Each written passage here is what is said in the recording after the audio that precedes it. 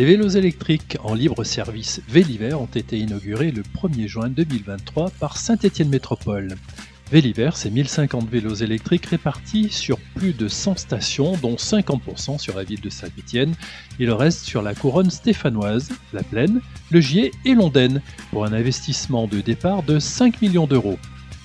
Aujourd'hui, plus de 600 de ces bijoux de technologie sont hors d'usage, dont 80% des pannes proviennent d'incivilités à répétition. Ces élégants vélos noirs et verts sont fréquemment chevauchés par 2 ou 3 personnes en même temps, ou encore utilisés pour faire des cascades ou dévaler des trottoirs.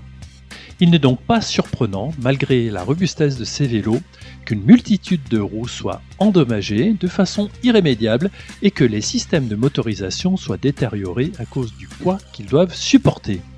Pour finir, les Véliver sont fréquemment abandonnés, lamentablement, par certains utilisateurs là où ils se trouvent, sur la voie publique ou en pleine nature, et ce, malgré les systèmes de sécurité dont ils sont dotés, qui devraient permettre de prévenir la mauvaise utilisation et le vol de ces vélos. Soulignons que seulement 20% des pannes sont liées à une usure normale de fonctionnement. Aujourd'hui, malgré tous les efforts, le dévouement et le professionnalisme des agents du service Véliver, le nombre de vélos hors d'usage qui rentrent tous les jours à l'atelier est supérieur au nombre de vélos qu'il est possible de réparer. FO note par ailleurs que les conditions de travail des agents de l'atelier Véliver ont nettement évolué suite à l'intervention des syndicats de Saint-Étienne Métropole.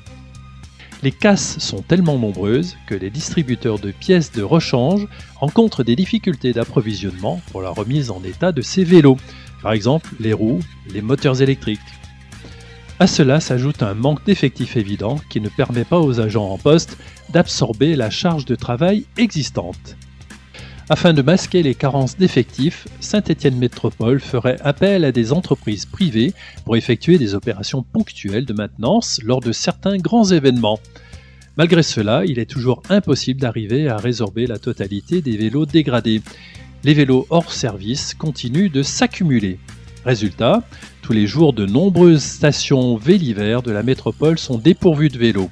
Il semblerait que Saint-Étienne Métropole et l'ancienne capitale du cycle ne se donnent pas les moyens de leurs ambitions. FO3 espère que cette initiative noble et ambitieuse, que de vouloir privilégier les déplacements doux, plébiscités par la société actuelle, ne devienne pas à terme qu'une opération de communication.